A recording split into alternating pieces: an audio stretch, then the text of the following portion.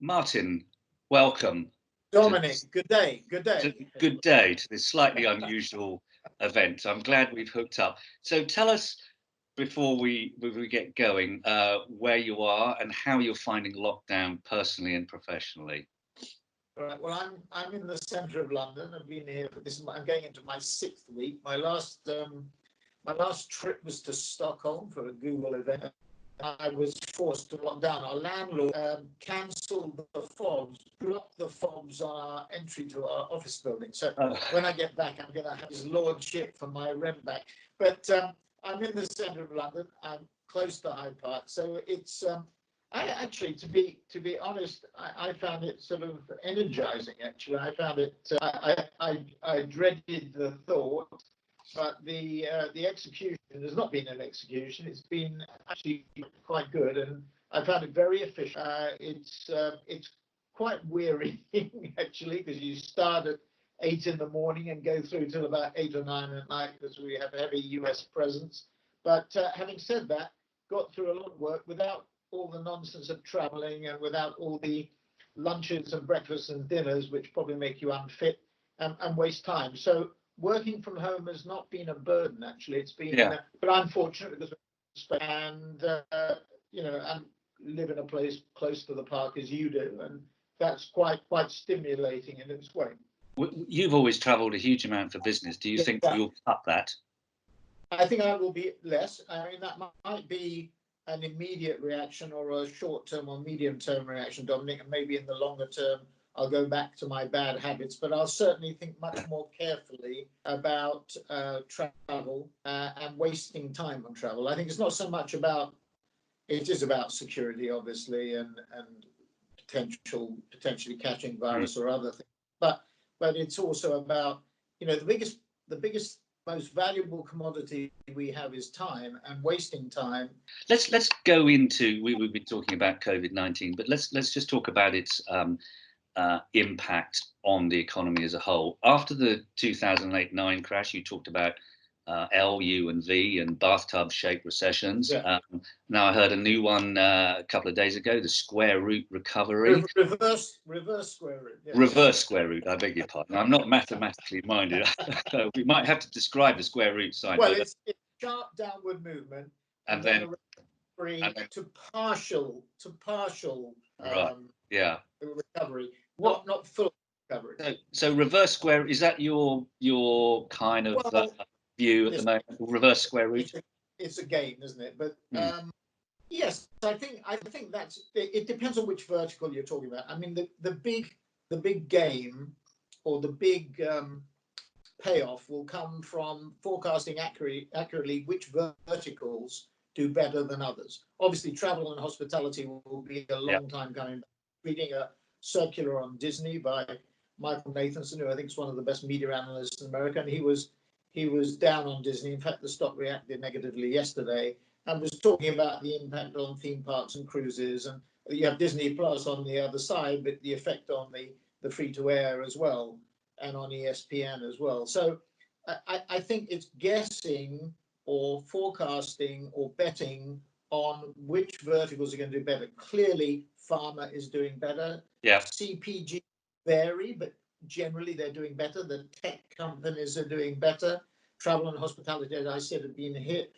Parts of retail, offline retail, online retail obviously is doing better. You see, like, just Hugo Boss a few minutes ago reported its numbers pretty bad, on the offline, but on the online sales up strongly, and we've seen that really across the board with online sales. So it's picking the sector that will be, for us, half of S4 Capital's revenues, which are running at about $400 million, come from tech, and yeah. that has been remarkably resilient, as you'll see on Thursday when we announce our results. That's been remarkably resilient in comparison to other sectors. So picking the sector will be, I think, absolutely Yeah. key, because some will be L's, some will be U's, some will be V's. Having said that, what I want to really say is this: I think we are underestimating the resiliency and, I would say, brilliance of Silicon Valley, Bangalore, Sao Paulo, Silicon Fen, wherever. These centers of excellence around digital and healthcare, biotech, life sciences really are going to come into their own even more than they did before. And two things: fiscal stimulus, monetary policy less so. Fiscal stimulus has been huge.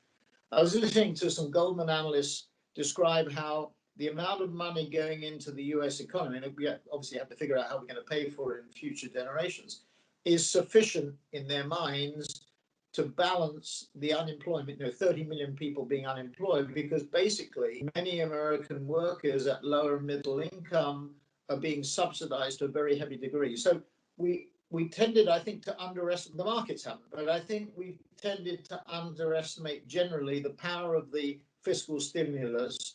We haven't figured out the long term how to pay for it, which is going to be a big problem. Government is going to be a much bigger factor in the economy than we've been used to. I mean, the Thatcherite, Reagan-esque pushing down of the state, obviously that's going to be very different in the future, but that's going to bolster it. So some of the areas are going to be much more V-shaped than people think.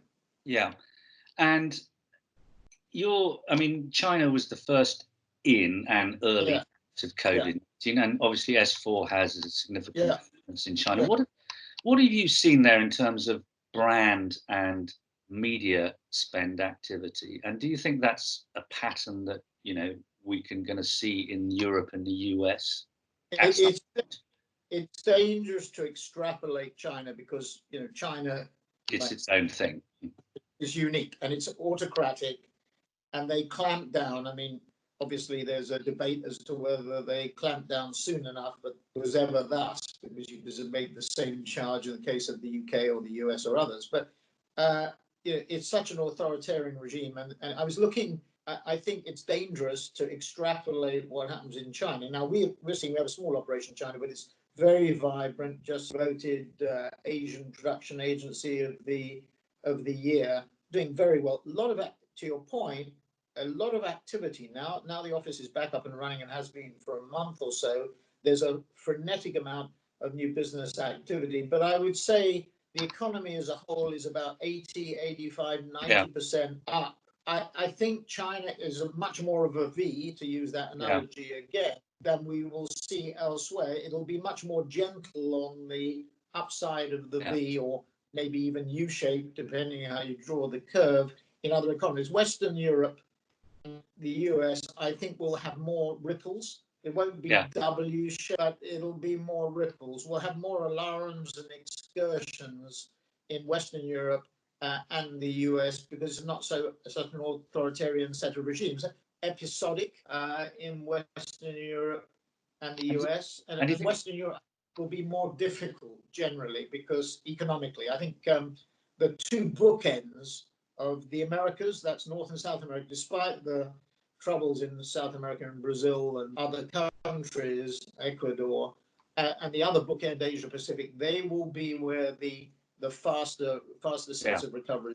And you think media spend and therefore advertiser activity will generally track these kind of well, there is it's an rises, question. flips? Well, no, there's a disconnect. I mean, one of the reasons why the holding companies have had such a tough time in the last 4 or 5 years is, it used to be, you and I were younger, Dominic, there was a direct correlation. Direct correlation between ad spend and agency fees, and GDP. That's broken.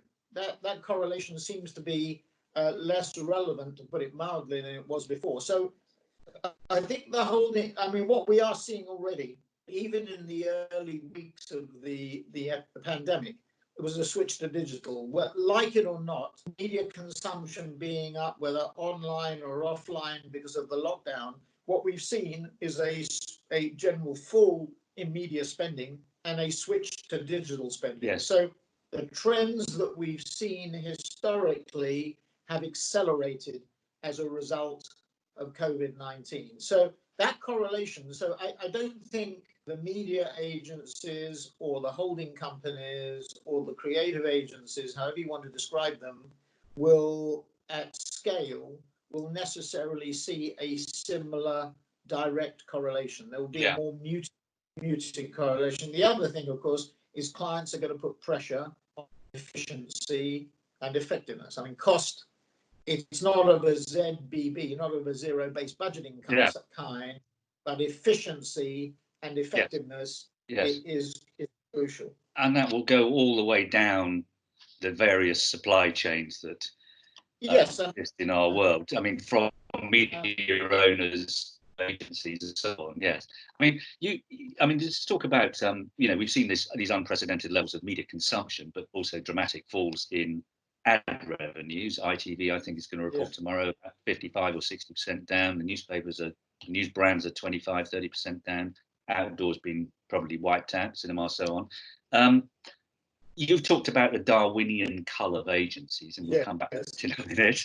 Do you think there's a Darwinian cull looming for media owners? And if so, what does that mean for advertisers? Because their choice is reduced.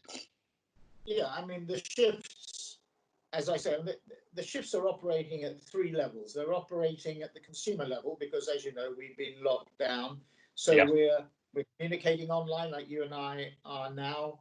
We're shopping online and we're educating online. I mean, maybe not as effectively or efficiently as we should do, but the technology will improve over time. The net effect of that, as far as the media is concerned, is to accelerate all the trends that we saw before. I mean, Bill Gates has talked about the compression of 2 years change within 2 weeks.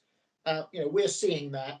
We're in two ways. One is newspapers and magazines will be exposed to, and linear TV will be exposed to even greater pressure. I'm not for one moment suggesting that linear TV will go down or be able to put up much pressure as newspapers and magazines, particularly newspapers, were. But that trend will accelerate, and will accelerate, one, because consumers are spending more time online, and two, because of the streamers epitomized by Netflix, but you've also got Hulu and Roku with advertising-driven models. Disney Plus, Disney Plus, probably the most successful product launch that we've seen for many years, is going to put intense pressure on linear TV, and we've seen it even with eyeballs being glued to TV. We've seen that in the early stages of this recession, that clients are not prepared to put the money there. And I think, the traditional response of the industry has been this spend mantra.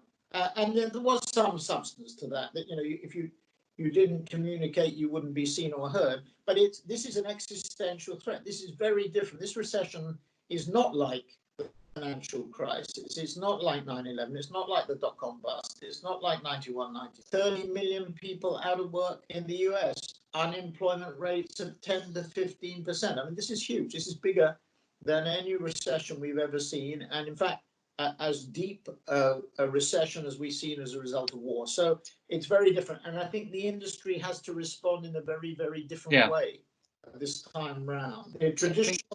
The traditional approaches are not going to work. Yeah, and I mean, do you think that all this pressure on media owners is going to, ultimately reduce advertiser choice about the options they have to show their wares, so to speak, where they can spend? Well, I mean, I think people have always been worried about having too fragmented a landscape. So if there's consolidation, to some extent, that might make it a little bit easier. I mean, agencies have traded off complexity and use that as an argument for the reason that they should be history there. and marketing. I think simplification, particularly in the digital area, may not be a bad thing. I mean, the nixing of third-party cookies, will have a number of effects. I mean, Google's decision to phase out third-party cookies within 2 years, Apple's decision immediately to do this, is driving clients back to first-party data and the signals of the big platforms, the big six, like Google, Facebook, Amazon, Alibaba, Tencent, and TikTok. I put that in the top six, if you like. And it's driving them back, and they're somewhat frustrated by that. But the side effects of that will be there will be less publishers, which I'm sure the platforms will be criticized for. But maybe, we talk about Darwinian culling, but maybe that is economically something that was going to happen, but probably slower before. And the second thing is that a lot of fraud in the ad system, the ad tech system, will be eradicated, because a lot of the, I think Google's decision was driven, Apple's decision was driven by privacy concerns. But you and I both know that one of the biggest issues, I mean, when I was trying to run WPP, one of the things that sort of mystified me slightly was the ANA attack on the industry 4 or 5 years ago, which I think was uncalled for and was never really proven, but created this atmosphere of distrust, which I think had much more significant ramifications than I realized at the time. I mean, I think one of the reasons, for example, that IPG Media Brands, which, you look at it logically, it's a much smaller operation in relation to a WPP or a Publicis or an Omnicom. Yes, seems to have done well. Yeah, because I think they position themselves as a more transparent organization, more open source or whatever they called it. And whilst I probably, when I was at WPP, poo-pooed that, I think probably that did have or get some traction. I mean, thinking then about media agencies and operating in this new climate where first-party data is more important, there are fewer media options out there for advertisers. And we've talked about trust and transparency. I don't know whether you still think that is an ongoing issue. I think it really is. I mean, we position, S4 on its media side, content's about 70% of our operation, 30% is in digital media planning and buying and data and analytics and programmatic. And we position that as totally open and transparent and meaningfully so. I mean, we don't buy any inventory. I mean, it's totally transparent. And I think that is still an issue. I think there is still a lingering smell, if that's the right word, and probably unfairly, I think. But all the investigations, all the talk about FBI inquiries and whatever, don't seem to have got any momentum. But left a lingering, as I say, smell, which perhaps people clients realise they were as much to blame in a way for creating those conditions. But what are the opportunities for media agencies at the moment? This is where in agency land is where a lot of the power has shifted. What are the opportunities? Well, I think that's a very interesting point. I think a lot of the power in the agencies has shifted, but nobody really understands that the holding companies are driven by their media operations. I mean, the clout that WPP had, I don't know whether its real billings are still $50 billion at Group M or what they are. But, I think Publicis was about 35 and Omnicom about 30. That's where the powers, and when you think about it, Group M's 50 billion is bigger than Accenture. Accenture is around 45. So if you think about it from a billings point of view, there's a lot of power there. Now, whether that is important in the digital age or not is another question, because when you're buying media in a nanosecond, it's brain power that's important, not brawn. The traditional area, brawn is important. So I think the balance of power within media has shifted from muscle to brain. And I think that's a very significant difference. I mean, if you think about personalities and you compare Erwin Gottlieb, who used to run Group M, with Christian Jewell, you have essentially the difference. It's a very different character and personality. And I think that's the difference now. And it's different with different approaches. Scale. So you're saying scale is less important, but not unimportant. No, it's not irrelevant, but it's much less important, because what clients are looking for is nous, intelligence, particularly in the digital media planning and buying area, and particularly in the data analytics area. So what do media agencies need to be really, really good at to succeed now? I mean, you're talking planning, the brain, the planning. I mean, many of them are. They just haven't charged for it. I think the first thing is agility. I mean, I think that the tech companies, the first generation tech companies, are a little bit different, because they are naturally more agile. They will become atrophied and sclerotic at some point in time, but they are naturally more. So agility is key. I mean, the bureaucracy inside the agencies, it kills them basically. And then the other thing I think is intelligence embodied in ROI. I mean, figuring out where we get the best return. It's about measurement, obviously. It's about measuring sales impact. It's measuring the results in an effective way. Those two things. So speed, agility is one. And then second is understanding intelligently the implications, the results, the business results of what you do. So ROI, which involves like measurement. Let's talk about client in-housing, particularly in the media. We've seen, seen a lot of talk of it. I've never quite got to the bottom of how much that actually happened. And you could say that we've seen the advantage of client in-housing, which is agility and flexibility, but also the disadvantage, which is that they're stuck with a cost during this COVID-19 period. Do you think the post-COVID-19, the trend is going to continue, or is it going to slow or reverse? What do you think is going to happen on in-housing? Because it's a big issue. I think it's going to accelerate, and all the data, the polls by the ANA, the polls by the IIB, the polls by Digiday, whatever it happens to be, all those polls indicate significant client interest in examining it. And it's not just on the media side, it's on the content side. And the reasons are very deep. The first goes back to 2008 and the trend after 2008 to ZBB, zero-based budgeting. That's now gone out of fashion. I mean, cost is still important and efficiency is still important, but in a close to zero growth world, which we were pre-COVID, 2, 3, 4% growth, no inflation, no pricing power, their focus on cost. Therefore, cost was very, very important. But around about 2016, the walls in the walled garden suddenly got bigger. The platform said, because of privacy or brand safety or interference in elections, we're not going to give you the data you thought you were going to get. And there were a lot of tussles between the platforms and our clients for control of the data. This is why third-party cookie nixing has had such a serious impact.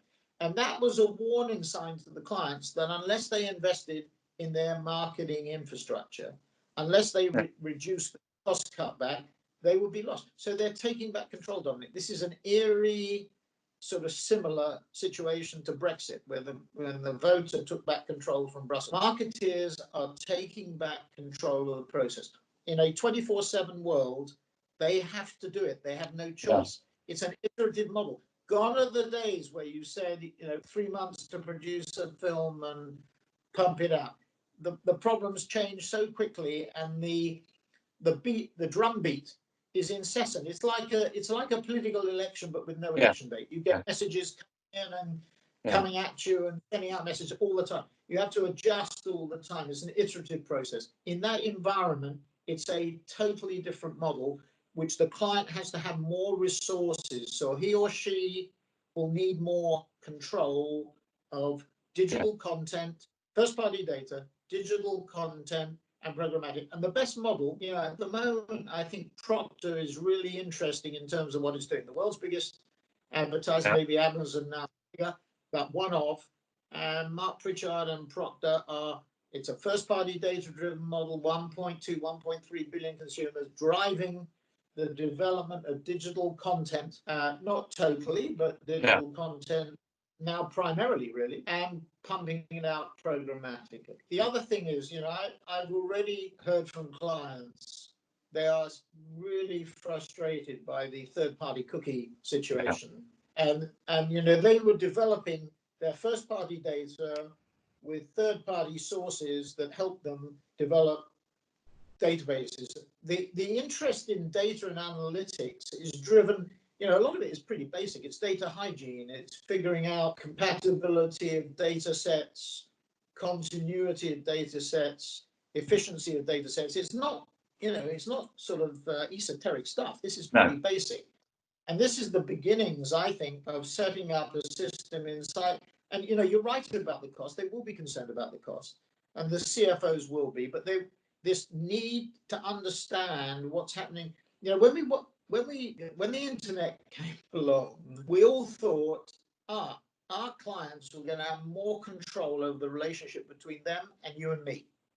The old retailers, Walmart, Tesco, Carrefour, and they're adapting too, but they have been replaced not via direct relationship, but by the new e-tailers, Amazon and eBay and PayPal and Google and Facebook have become, in a way, the controllers of the relationship. And that's the battle. That's the battleground. It's a battle for control of the data. And you see it all the time happening.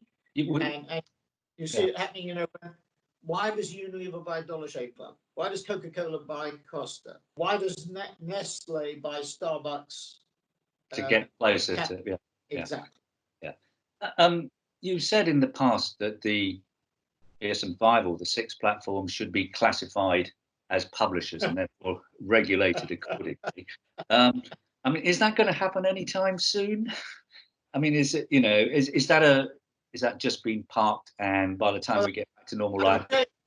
I've changed my spots on that. I mean, with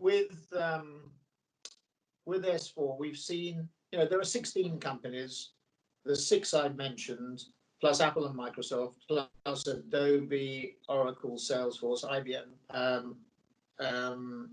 Oracle and Salesforce and Adobe, IBM, Salesforce. I mentioned ByteDance through TikTok, Twitter, Snap, and Baidu. Those 16 companies, you could add maybe Pinterest, and you add Samsung. But those 18 companies, that's an ecosystem that we have to understand with, and which we effectively partner in one way or another at S4. Understanding those companies is absolutely critical.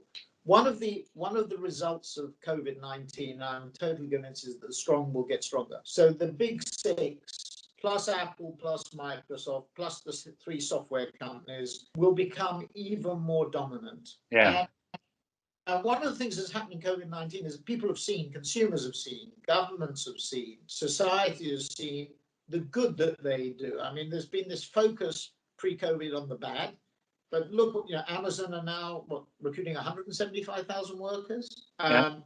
Google and Apple are working on a tracking app. I mean, the good that technology has brought has sort of outweighed, at least in the short term, the bad of bigness, right? Finally doing. They said they were going to always work. But... Well, yes, but they do a lot of good, and I do think they're acting more responsibly. And by the way, look, once you cross $1 trillion, which 4 or 5 of them have, and once you look as though you might cross $2 trillion, Lloyd Blankfein, ex-CEO of Goldman Sachs, I think was asked, companies have gone to 1 trillion. What happens when one crosses 2 trillion? He said no nation state would ever let a company get to 2 trillion. Now, whether that's true or not, we're about to see. But I think Amazon's around 1.4. I think Saudi Aramco got to 2 trillion after their IPO. Briefly. When Amazon gets to 2 trillion, which it has a very good shot of doing, that question is going to be raised again. I mean, I think Jeff Bezos has been summoned to another congressional inquiry, but I don't think it will be as virulent as has been, at least in the short to medium term. The other thing is these companies understand that with power comes responsibility, and I do think they're exercising more restraint in certain areas as a result. Okay, so the momentum to regulate them might dissipate. Well, I think the regulators and the government have other fish to fry at the moment. A very interesting case in the UK. Amazon's minority investment in Deliveroo, which in normal times probably wouldn't have got through, because I think the regulators are worried about other things at the moment. And by the way, the culling of small business will have a negative effect on the platform. Google and Facebook will suffer by virtue of the fact that 60% of the revenues, whatever it is, come from small business, and a lot of small businesses will fail. And in addition, the big companies who are well resourced with strong balance sheets will have a big opportunity to pick up some small companies and consolidate. That might trigger, just thinking it through, that might trigger, when things quieten down, if they ever do, more concern about the scale of these companies. I'm going back to thinking about them in the context of advertising and marketing. I mean, you talked about the walled gardens getting higher. and when it comes to third-party measurement and transparency, you said they're marking their own homework. And advertisers have said the same, but they're seemingly impervious to this kind of challenge. Their business model, and that's our opportunity. I mean, we position ourselves at S4 as being able to sort that out, to evaluate independently where client budgets between those 16 or 18 companies, where should they distribute their funds between platforms, hardware companies, software companies, and that's the role that whether the environment has become more complex or less complex. Going back to what we said a few minutes ago, the role of the agency will be important in that. That's why the data and analytics part of our practice is growing so fast. It's literally exploding in terms of the interest in that area. That is huge. So are you suggesting that in some ways, simplified in some ways, in that there are fewer players in it, but more complicated, and those players are more powerful, and their tentacles stretch wider, and therefore independent assessment becomes, I think, probably more important. The complexity probably will get less, unless we see a rash of alternatives. I mean, TikTok is really interesting because it's the only one that's broken through, really. It's got to about 7 billion of revenue. Amazon's at about 20 billion of revenue. Facebook 60 plus. Google 160 plus. The whole shebang is about 250. So very dominated by those three platforms. The only one, Snap, Twitter, and Pinterest are smaller in comparison. They're only about 1.5, 2.5. And therefore, TikTok has done an incredible job in a short period of time. It's the only one that really has broken through. Now, there may be others that come through that make the whole environment much more complex. But generally, I think we'll focus on these bigger. The strong will get stronger inevitably. But they will. If they're stronger, they'll continue to be able to resist the pressure for third-party measurement, won't they? Yes. The cookie thing is really interesting in that context, because the Trade Desk has carved out, a position for itself as an alternative, to DoubleClick and Google. And in fact, certain clients, gravitate towards the Trade Desk because it does provide an alternative. The question, and I think Trade Desk has said only 20% of its revenues will be affected by the nixing of third-party cookies. We'll see. I think it's a little bit more fundamental than that. But we'll see. I mean, Trade Desk has done an incredible job in building an alternative approach. But we'll have to see whether that gains traction. So I think inevitably you will see a narrowing of the competitive framework, which to some extent will be good news. But the plus point from an agency point of view is it makes us more important in evaluating the differences. Yeah. Okay. Well, that's a positive. Good. Is Amazon a frenemy? I think the answer to that is yes. I think clients have always been frightened of Amazon, and this goes back. This is nothing new. This is not because their sales were up another 25% in the last quarter. This is, and their ad revenues are running at a rate of $15 to $20 billion a year. This has been saying, that phrase that Jeff Bezos coined, well, supposed to have coined, apocryphal, your margin, my opportunity, or as an ex-CMO put it to me of a major package goods, if Amazon is not copying your business model, it's because you don't have one. And I think, or have a good one. I think, that's the tension. I mean, I can think of one client who went out and did a deal in order to get more traction with Amazon from a data point of view. They negotiated with Amazon for 18 months on a data agreement, got it agreed, went on the platform. Amazon didn't keep to the arrangements. They went out and bought another brand that made it impossible for Amazon to operate really without bringing them on the platform, and modifying their data restriction. That battle for data, just think what data Amazon has got in the last 5 or 6 weeks. Incredible. Incredible. And TikTok, and Google, and Facebook, and Alibaba, More power to them. Incredible. Yeah, yeah, And the power they will have is huge. And Amazon Premium Gin, the competitor to Allbirds shoes, Lady Gaga cosmetics. I mean, those are three things that I can think of that Amazon have done quotes in private label. yeah, You know, yeah, Amazon sees what's selling. They know what the gross margins are yeah. approximately. I mean, it's manna for heaven to them. So inevitably, there's this caution between this tension between, do I go through Amazon to get the volume and then at the same time put myself at Risk. their mercy? I mean, Yeah, that's the tension. So what you do is you do what Nespresso does. You have your bricks stores where you and I are buying the capsules, and so they get the data, the first party data that way, and then online on yeah, Nespresso.com through Amazon, they get the data from that way. Or Christian Dior with perfume stores in China, 200 stores in China. They get the data from their customers as they come into the stores, and they get their data from Dior.com. So I think there's some really interesting strategies that clients can pursue, and it comes back to the Unilever Dollar Shave Club, yeah. and Nespresso, and the other example would be Coca-Cola and Costa. Yeah. You talked about COVID-19 as an existential crisis in not quite the same way. People talk about